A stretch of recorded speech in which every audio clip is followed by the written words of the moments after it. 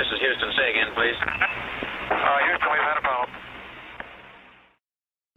Hey there folks, and welcome to this rambling which has been 2 weeks in the making. There was no rambling last week. Well, there was a rambling on the Thursday that I got my PS4 Pro, but then there was a bit of a gap because I decided to do a Let's Play. Well, it was a live stream because I'd bought all the PS4 Pro and the games to go with it.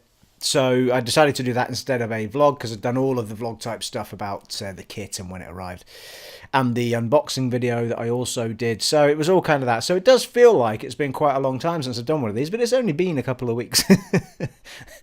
So I'm hoping I'm not a bit rusty, to be quite honest with you all. So I have a few things to talk about today. I want to chat about the new live streams I've been doing, which is something I've dabbled in the past, but I've never really got into it properly because I never really had the right kit and I didn't want to do it half-heartedly. And so I went on a little bit of a journey with all of that. So I'm going to talk about that first. Then we're going to talk about the kit setup. We're going to talk about the PS4 Pro and how I'll be getting on with that. And we'll also be talking about monetizing my channel and my thoughts about that as well. So, well, firstly, I went on and, well, I'll tell you what I'll do. I'm going to flip it around, actually. I was going to talk about the live stream first, but I won't. What I'll do is I'll talk about the kit that I got in order to do the live streaming first. Now, you all know that I got the PlayStation 4 Pro, of course, because I was blabbing on about it for months and years even. I was going to get this marvellous machine. And then did the unboxing video and so forth. So with that came, I don't know why, but I ended up thinking, well, maybe I should try streaming some stuff. And I then realised that the PlayStation 4 camera could capture my face while I was streaming, and that would make it dead simple. And I tried it out, but the PlayStation 4 camera isn't great. So I kind of ended up in the corner, but I was tiny, and even if I enlarged it, it didn't look overly great. But the actual quality of the videos was pretty good. And I really enjoyed it, and I thought, well, if I'm going to do it, I'd rather do it properly. So I already had the standard Elgato HD capture device, and that was capable of doing 1080p at 30 frames per second. And I thought, well, fine, you know, that's at least most of the way there. And so I gave that a go. Well, I also discovered that software at some point I didn't realize had been given this ability to overlay your webcam onto the gameplay footage, so you could capture yourself and the gameplay footage at the same time, which is really cool because that makes it dead easy for me because I was already set up to do it. And I had a basic webcam on my PC, but nothing too fantastic. So in the end, I tried to do a capture with the webcam using my old device, and it worked really well. I was really surprised, and it all worked swimmingly. So as I was going on with it, well, the webcam picture was a little bit, you know, when you've got a cheaper webcam, it kind of goes blurry when you do that, or when you move lip sync with the voice on the microphone wasn't quite there. You couldn't really notice it because I was in the corner and what have you, but it was, you know, if you did focus on me, it was pretty noticeable. So I had it in my head that I wanted to get a better webcam, and I'd been looking at them anyway, and I'd seen a Logitech one that's kind of the go-to camera for doing this sort of stuff, and I kept putting it off. And I think I said to some of you through the last week there that, oh, well, I've bought too much stuff already. And anyway, long story short, I went out last Sunday and I invested in the Logitech camera. I went out to PC World and bought it there. It was the same price as it was online. Now, there is an issue with USB devices so far as they can't go, a USB cable can only extend itself for 5 meters, and then you have to boost it somehow thereafter in order to push its power. So you have to get a USB it's an adapter, but it plugs into the wall, so it boosts the power back to the USB cable, and then you can put an extension lead to that. Alright, because I don't sit at my PC gaming, so my PC's doing the capturing, but I'm sitting in front of the TV, which is behind me, and my PC's here over the other side of the room. I can't go that way because that's actually a walkway to the kitchen and to the bedrooms and what have you. Bedroom. I've only got one. So I have to go around the living room all the way back there and to the TV, and you can see the little webcam sat up the top of the telly there. So that little webcam on the top of the TV is actually recording to the PC with the Elgato and blah. So that's worked out brilliantly. So I bought the webcam, I bought the little adapter. It was only £15 for the adapter. So the webcam was £60. The adapter was £15, a few cables which weren't that much to extend it, and that's all perfect. And I actually did that after I ran out and decided that I was going to get the Elgato capture device that captured at 60 frames per second. So that's why I was reluctant to buy the Logitech camera, because I'd already bought the PS4 Pro, and then I went out and bought the HD60 capture device.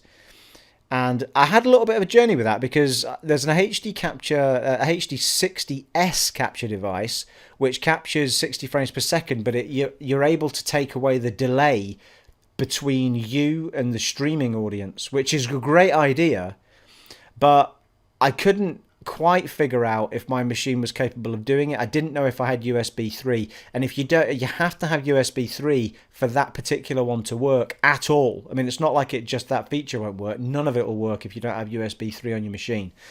So I didn't want to take the risk. I didn't think it mattered that much at the moment. So I just got this. It's the only difference between the HD60 and the HD60S. You can take that little delay away. And from my experiences of doing the live stream so far, it's not having that much of an impact. I think it would if the viewing figures go, a lot bigger and it gets much busier. So I'm absolutely delighted that I've gone out. I was reluctant to spend all that money at once, but it doesn't really matter in the end, because it's all going to come out the same pot. It's all my money, and it's all it's kind of by the by, isn't it? I mean, it doesn't matter whether I treat myself now or treat myself next month. It's all gonna come around, and I knew I was going to buy them anyway. So I knew I could get the 920C at a good price.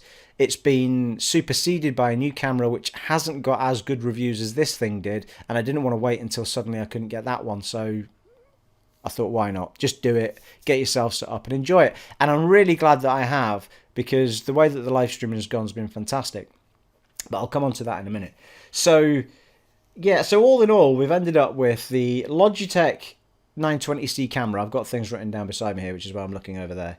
So you've got the Logitech 920C camera, which was £60. You've got the Elgato HD60 capture device, which was 150. Well, it was 140, but by the time packaging and everything was put on, it was about 147. So say 150. You've got the USB power extender, which was only £15, and there's some USB extension cables, which aren't very much. And then, of course, I've bought the PlayStation 4 Pro and some games to go with it. So there was a fairly big investment there by me before I started doing this streaming, but it's an investment of how many times am I ever going to do that? Not many. So I'm really glad that I did it, and I've had a really good time doing the streams. As I said, we'll come on to that in a sec. So when there was a couple of things for those that are actually interested in or even thinking about doing capture or streaming. When I bought my old device on the on the Elgato software, which came with it, the Elgato HD standard device, would stream quite happily at 5 megabit upload at 1080p 30 frames per second with my picture of the webcam on top. Now, when I plugged in the HD60 device, which is the same thing but can do 60 frames per second, it just wouldn't stream at all. It was ridiculous. It would only stream if I didn't put my face on it. It would only stream the game capture footage. It was like there was some inherent design flaw that just didn't like the fact that I was trying to put the layer of my face on top of the image. So I just could not get it to work. It just came up with a little red flashing light saying cannot process at 30 frames per second. I mean, it's not that it wouldn't work at 60 frames per second. It just wouldn't work at all. I took it right down to 640 by 480 or whatever it was, the lowest kind of thing. Still wouldn't do it. So there was an inherent problem there, and I've got no idea what it was. So that sent me on a little journey to see if there was other software that would use the HD60 device I bought. And sure enough, a lot of people use a software package called OBS, which is free. I think there's a Sony software package that some people use, but I don't think that's free. So I didn't go down that route. But OBS is a free piece of software. You can just download it, and it's got much more refined features in it, so you can go into every little detail of how you try to capture, how you try to stream, and really tweak it to get it right for your devices, for what your router and things are capable of doing. And it took me a little while to get my head around it, just a couple of evenings. And now that I've got it working, it's absolutely brilliant. And it's actually dead simple now that I've got my brain around it. It was just I was too used to using the Elgato software. So all the streams that I'm doing using OBS software, but via the device that I bought from Elgato. So it's all worked out perfectly. And I'm really, really chuffed with it. And that leads us on to the streaming itself. Now, the live streaming, you sort of dabbled in it, obviously, with the PlayStation before I went out and bought this stuff, the PlayStation 4 Pro. And the first night I went on, I just couldn't believe how many people were sort of, we're not talking massive amounts, but there was a constant level of 6, 7, 8 people sort of, joining in, dropping out, joining in. So there was a constant sort of flow of people. And you're talking about over a space of 3 to 4 hours I'm doing these streams for, which is great. It means that I can rattle into a game properly. Whereas when I'm recording, I tend to record in hour blocks, because if you post up 3-hour videos after the event, they don't tend to be that popular. So at 45 minutes to an hour is what I was doing when I was doing recording videos of a Let's Play type stuff. So when you're doing a live stream, you're getting a new audience, like maybe every 15 minutes, people are coming and dropping out, and the nature of it is fantastic so far as you really feel like you're connecting with your audience, the people that are interested in what you're doing. And it really surprised me. I didn't expect to feel that connected to people when I was doing it. And it's been really, really good fun. And I've had loads of people like chatting and talking. And even when I'm sort of busy with the game, they're talking to each other on the stream. And I realise this is stuff that goes on every day for lots of other people, but it's just me. It's just me realising what it's all about. And the people that are already involved with my channel have been on there, but most of the people that I've been talking to, I think, were people that were brand new, and they've subscribed. Some of them have subscribed, and it's had a real impact on my channel, and it's had a real impact on me because I've really enjoyed it. And it's for a guy that works from home and spends a lot of time sort of in a solitary confinement. So I sort of force myself out to the gym in the evening before I do my live streams, or I go, I force myself out the house just to get around people and stuff. But for someone that works from home and is in a solitary environment, and then you do something like a live stream, you're suddenly communicating with people and chatting to people and having a laugh, and it's been great, like even just mentally for me to be doing it. And the feedback's been absolutely fantastic. People have been talking about, people have helped me get the settings right. Was my voice too loud against the game sounds and vice versa? So we've been tweaking that as we've gone through different games. And people have been fantastic, and it's been absolutely brilliant. I can't even begin to tell you how much I've enjoyed it. And without any doubt, it's something I'm going to be doing for a long period, for as long as I enjoy it, which I can't see being anything but just keep going for a long time to come. And most certainly, I will be concentrating on RPGs. And at the moment, what I did was, when I started doing it, I started with Skyrim, because I just got it for the PS4 and it's been PS4 Pro supported. So I started with that, and that was really popular. I did quite a number of episodes with it. I think we got to part 8 or something. And I did one episode of Wasteland 2 just as something completely different.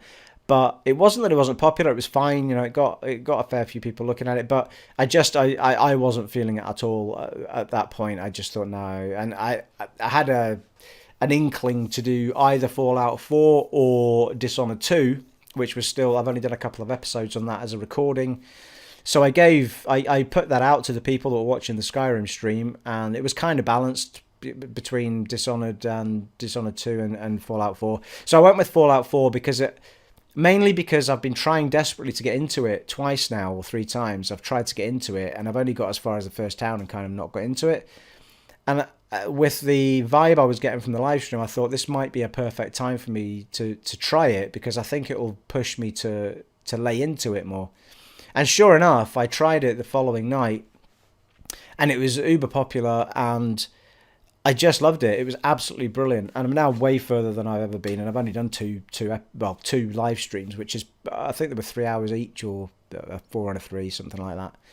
So it's brilliant. I mean, I will be sticking with RPGs. We'll see how we go. I mean, it's going to take me ages to get through these two, but I will try and throw in maybe a couple of extra things with the live streams. I'll also keep doing the vlogs, and I may even try, if things interest me that are coming up, like PSX is coming up soon and stuff like that, I'll do vlogs sort of not just on the Friday, maybe I'll do some midweek, some stuff like that. I am conscious that maybe there's subscribers to the channel that aren't big on watching live streams or aren't big on watching my live streams after the event. They're all saved on the channel, so you can watch them once they're not live anymore. They'll build as a recordable video, and you can watch them. You'll see them all up there, and I try and put them in playlists as well. But I do realise that there will be a number of people that they're not really interested in watching me do live streams. So I am conscious, and I will be trying to do little, 1 and 2 parters of things that I think people might want to see, like the Xbox One back compats when they come out, and new games as I get them. But I think most definitely any sort of long time plays, like let's plays but live streams, will be RPGs, because they're by far the things that people seem to love the most watching. And Skyrim and Fallout seem to be big ones for that. I think they work because Bethesda games aren't heavily story orientated. I mean, those games are probably just as important about the side quests as they are about the story. The story is just a side point. So I think that's why they're so easy for people to watch. Nothing gets spoiled, and there's so many different quests and different things to do. It's kind of interesting all the time, and there's so many different ways to play those games as well, like different classes, different moves, different weapons, different magics. So I think it's interesting. I think people seem to like watching it, and I think it's something that's relaxing to watch as well, between the open world and the music and the chit chat. And you can chit chat over those sort of games without spoiling anything, because the story is kind of by the by. So there you are. So I would like at this point to thank everybody who has joined in with the live streams, who's supported them, who's talked and chatted while I've been playing, who's given me loads of positive feedback, the people that have subbed the channel, the people that have given me likes, and the people that have come back night after night this week to watch all of the stuff that I'm doing. I love you all. The reason I started this channel was to connect with other gamers and to chat to other gamers and to have a good time. And this is kind of the first time in ages that I've always enjoyed doing the channel, but it's the first time in ages I've felt really connected to people that are part of my channel. And I can't wait to do more. It's been absolutely brilliant. So thank you to everyone. And I jotted down, don't hate me if I haven't remembered your name, but all of these people, Bekeel, TARDIS Fella, Art, George, Sandra, Naomi, Alyssa, Paul, Bill, those were just ones that I remembered off the top of my head, because I don't have a list of all the people that have been chatting to me. But if I haven't mentioned your name there, of which there'll be loads of people who've talked to me, thank you so much for joining in and taking part, and thank you for the positive feedback and all the nice comments that you've given me. It's been absolutely brilliant. And that kind of leads me on to a very small point, because I've said in a lot of my videos that I don't monetize my channel. I do it for fun, and that's all I do it for. And last week I decided that I would monetize my channel, and there was a number of reasons behind it. One was that I was really interested to see just how much money you do make from the sort of hits that I get on a normal basis, not on one of my sort of freakier videos that is just mega popular because nobody put it up, put up footage of the game or whatever, like Arcania and Divinity. But just in general, like as I grow, as my viewers grow, what sort of money that relates to than anything else. And the other part is, I thought, well, even if I can if I can make some small amount of money, it can go back into things like the kit that I've just bought in order to do the channel, which would be fantastic. I mean, if I could get enough money to pay for that camera, or to, in a year to pay for that camera or the HD capture device or something, that'd be awesome. So, I thought, why not do it? I mean, it's only an advert, and it's only little pop-up adverts, and adverts you can skip anyway. So it's not. I don't think anyone's going to be that bothered that I've monetized it. I hope you aren't anyway.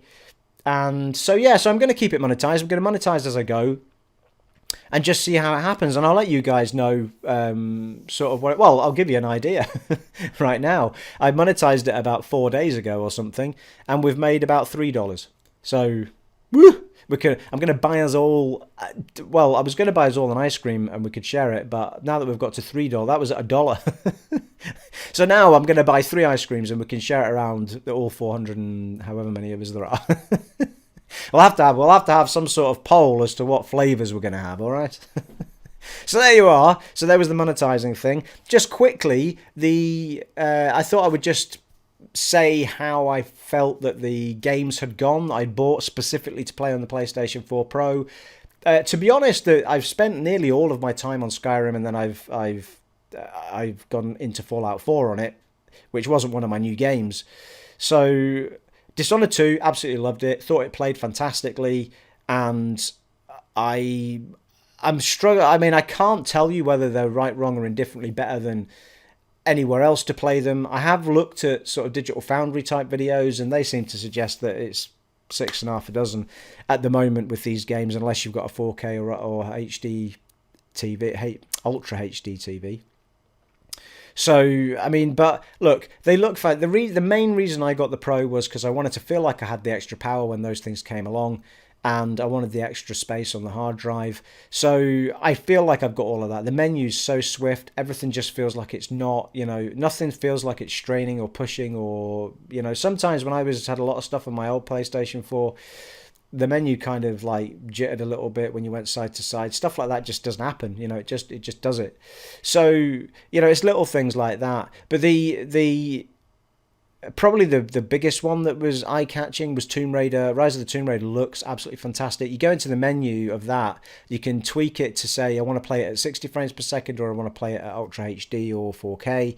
And the difference is pretty significant when you look, just even in the menu when you're changing it. If you change it to 60 frames per second, you see like the little floorboards and stuff where Lara was standing at the time sort of blur a little bit. And then you take it off 60 frames and go back to the better graphics, and everything's dead crisp, really, really, crisp. So I wasn't overly fussed about it. I mean, 60 frames per second, you've got to remember, is only important for specific things. I mean, you don't always need 60 frames per second. I mean, there's a lot of games that are actually, you're better taking the visual, the best visuals you can get rather than the frames. As long as you've got somewhere between 30 and 60 frames per second, you're going to have a smooth gameplay. I mean, I think even if you cut it back from 60 frames per second, it's probably running at 40 something or whatever. But so I went with the nicer graphics, and it was glorious, and it plays beautifully. It's absolutely fantastic. I haven't got that far through it. I've done a few videos on it, and then did I play any outside of it? I don't think I did. I think what I've posted up on the channel is pretty much what I've played. So that looks outstanding. So both Dishonored 2 and Rise of the Tomb Raider look great. What was the other one?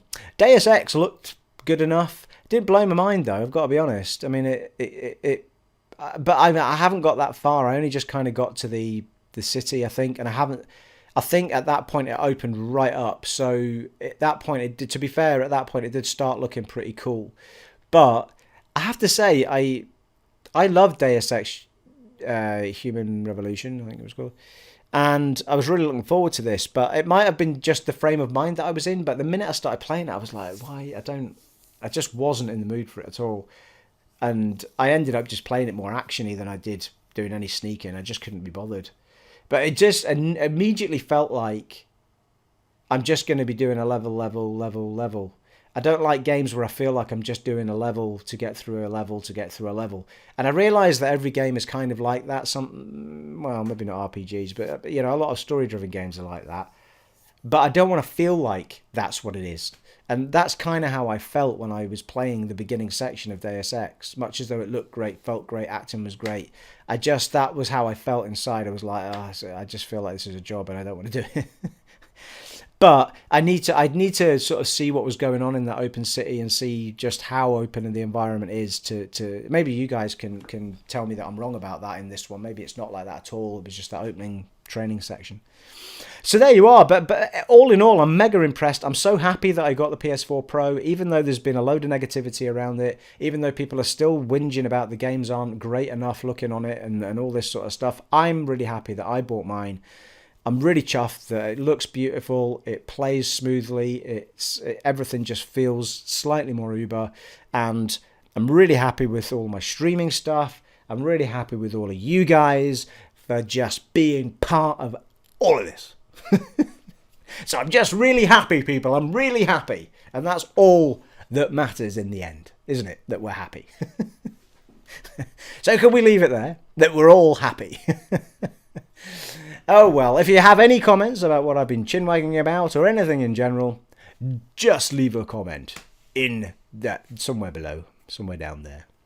It has been an honour and a privilege serving for you in this vlog, for live streaming for you through the weeks, and just being here.